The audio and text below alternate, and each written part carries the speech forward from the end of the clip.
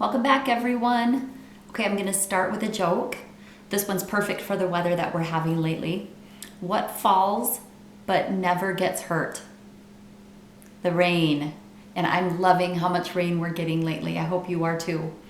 Remember, April showers bring May flowers, so hopefully we'll see a lot of flowers in May. Okay, we're going to read the second chapter of the Boxcar Children, and just to recap from yesterday, it's the first chapter is kind of dark, and the rest of the chapters are much better. But they kind of started out a little sad. The kids become orphans. Their dad passes away, and they go and tell the baker's wife. The baker lived next door to them, and she goes over there and stays with them that first night, and the kids overhear her talking to her husband out the window. This is all in chapter 1, about how they need to send these kids to their grandfather. But the kids have always been told that their grandfather didn't like them. And that's because the grandfather, that was their dad's dad, didn't like that they married their mom. So he never had a part of the kids' lives. So the kids think that he's really a mean guy, and they don't want to go with their grandfather. So remember, in the middle of the night, they ran away. And just to give you an idea of how old the kids are, Henry's the oldest. Henry's 14. It's Henry, then Jessie. Jessie's 12, and she's the girl, the oldest sister. And then Violet is 10, and Benny is 6. And remember, they kind of had to take turns. Henry carried him, and then they would walk, but they would swing him with their arms. So they ended up falling asleep in a haystack, kind of hidden from everyone. And this is where we are on. Chapter 2 is called The Second Night. The roosters crowed and the hens clucked. The farmer's wife began to get breakfast, and the 4 children slept on. Dinner time came and went, and still they slept. For it must be remembered that they had been awake and walking during the whole night. In fact, it was nearly 7 o'clock in the morning when they awoke. Luckily, all the others awoke before Benny. "Can you hear me, Jess?" said Henry, speaking very low through the wall of hay. "Yes," answered Jess softly. Oops, I lost my spot, sorry.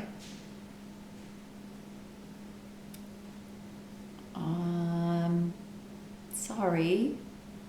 New on a Kindle. I usually read books, and Kindles are tricky. Okay, here we go.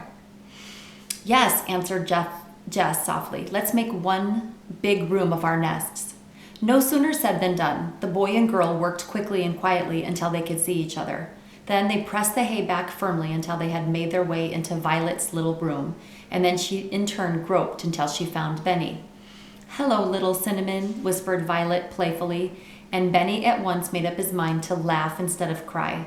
But laughing out loud was almost as bad, so Henry took his little brother on the hay beside him and talked to him seriously. "You're old enough now, Benny, to understand what I say to you. Now listen. When I tell you to keep still after this, that means you're to stop crying. And if you're crying, or stop laughing if you're laughing, and be just as still as you can, if you don't mind, you will be in danger. Do you understand?" "Don't I have to mind Jess and Violet too?" asked Benny. "Absolutely," said Henry. "You have to mind all of us, every one of us." Benny thought a minute. "Can't I ask for what I want anymore?" he said. "Indeed you can," cried Jess and Henry together. "What is it you want?" "I am awful hungry," said Benny anxiously. Henry's brow cleared. "Good old Benny," he said. "We're just going to have supper. Or is it breakfast?" Because remember, they've been sleeping all night. Jess drew out the fragrant loaf of bread. She cut it with Henry's jackknife into 4 quarters, and she and Henry took the 2 crusty ends themselves. "That's because we have to be the strongest, and crusts make you strong," explained Jess. Violet looked at her older sister. She thought she knew why Jess took the crust, but she did not speak. "We will stay here till dark, and then we'll go on with our journey," said Henry cheerfully. "I want a drink," announced Benny. "A drink you shall have," Henry promised, "but you'll have to wait till it's really dark. If we should creep out to the brook now and anyone saw us—" He did not finish his sentence, but Benny realized that he must wait. He was much refreshed from his long sleep and felt very lively. Violet had all she could do to keep him amused, even with Cinnamon Bear and his 5 brothers. At last Henry peeped out. It was after 9 o'clock. There were lights in the farmhouse still, but they were all upstairs. "We can at least get a drink now," he said, and the children crept quietly to the noisy little brook not far from the haystack. Cup, said Benny. No, you'll have to lie down and drink with your mouth, Jess explained, and so they did. Never did water taste so cool and delicious as it did that night to the thirsty children. When they finished drinking, they jumped the brook. Now remember, a brook is a river or like a stream. Ran quickly over the fields to the wall, and once more found themselves on the road. If we meet anyone, said Jess, we must all crouch behind bushes until he has gone by. They walked along in the darkness with light hearts.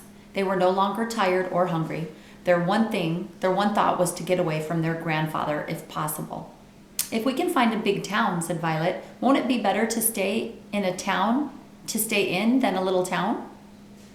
Why? Asked Henry, puffing up the hill. Well, you see, there are so many people in a big town, nobody will notice us. And in a little village, everyone would be talking about us, finished Henry admiringly. You've got brains, Violet.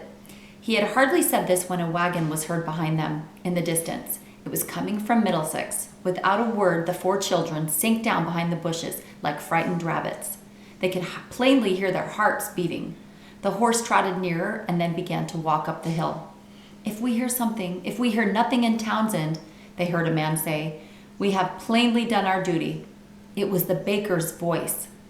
More than our duty, said the baker's wife, tiring out a horse with going a full day from morning until night. There was silence as the horse pulled the creaky wagon. Okay, so these are the people in a wagon. So this kind of tells you this is a long, long time ago because they're not riding in a car, they're riding in a wagon, and the baker and his wife must be looking for them. There was silence as the horse pulled the creaky wagon. At least we will go on to Townsend tonight, continued the baker, and tell them to watch out. We need not go to Intervale, for they never could walk so far. We are well rid of them, I should say, replied his wife. They may not have come this way. The milkman did not see them, did he? Oh, and that's another clue. We don't have milkmen anymore, but back in the olden days, when the story was written, they would have milkmen, and the milkmen had to get up really early, like super early in the morning before anyone got up to deliver milk. And so the baker and his wife are talking about how the milkman didn't see them, and he was probably traveling when it was still dark. The baker's reply was lost, for the horse had reached the hilltop where he broke into a canter, which means like a run. It was some minutes before the children dared to creep out of the bushes again. One thing is sure, said Henry when he got his breath. We will not go to Townsend. And we will go to Intervale, said Jess.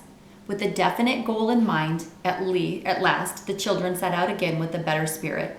They walked until 2 o'clock in the morning, stopping often this time to rest and to drink from the horses' watering troughs.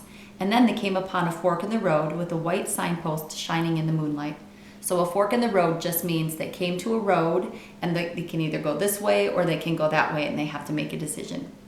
So, Townsend, 4 miles. Intervale, 6 miles, read Henry aloud. Anyone feel able to walk 6 more miles? He grinned. No one had the least idea how far they had walked already. We'll go that way at least, said Jess finally. That we will, agreed Henry, picking up his brother for a change and carrying him piggyback. Violet went ahead. The new road was a pleasant woody one with grass growing in the middle. The children could not see the grass, but they could feel it as they walked. Not many people pass this way, I guess, remarked Violet. Just then she caught her toe in something and almost fell, but Jess caught her. The 2 girls stooped down to examine the obstruction. Hey, said Jess. Hey, replied Violet. And they're talking, this is Hay, hay, which is kind of what they slept in the night before. Hey, cried Henry coming up. What did you say? It must have fallen off somebody's load, said Jess. We'll take it with us, said Henry.